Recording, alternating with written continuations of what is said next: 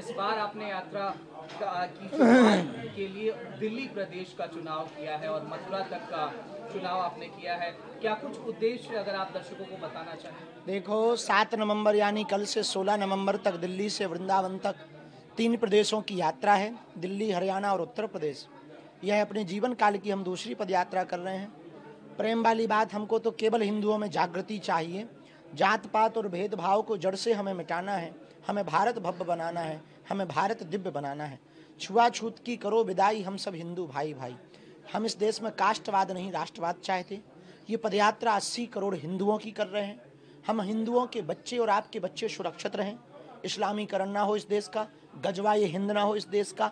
इस देश में दंगा नहीं गंगा फैले, इसीलिए हम ये पदयात्रा करने जा रहे हैं।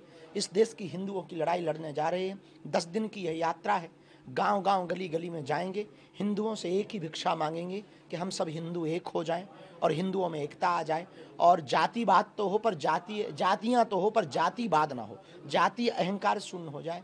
इसके लिए हम पदयात्रा करने कल 7 नवंबर से सुबह प्रातःकाल 7 बजे से सायं 6 बजे तक पहले जिरखोद पहुंचेंगे, फिर पलवल है, फिर कोसी है, फिर सीकरी है, होडल है। इसके बाद में छठी करा है, 4 धाम छठी करा है और फिर इसके बाद में बांके बिहारी 16 तारीख को पहुंचेंगे। इस बार तो शास्त्री जी ने तमाम पॉलिटिकल पार्टीज को न्योता भी दे दिया है और आप खुद निमंत्रित कर रहे थे, चाहे वो समाजवादी पार्टी हो, चाहे बसपा हो, सपा हो, सबको आप आमंत्रित कर रहे हैं कि देश सबका है, देश सबका है।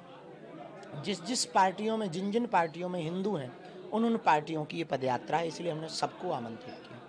इस पर एक अगर प्रमुख एम हो हिंदुओं को एकत्रित करने के भीतर, तो वो क्या रहेगा बाबा बागेश्वर की? भेदभाव मुक्त, छुआछूत, अंग्रेजों पिछड़े की लड़ाई इस देश में खत्म हो जाए तो हिंदू एक हो जाएगा।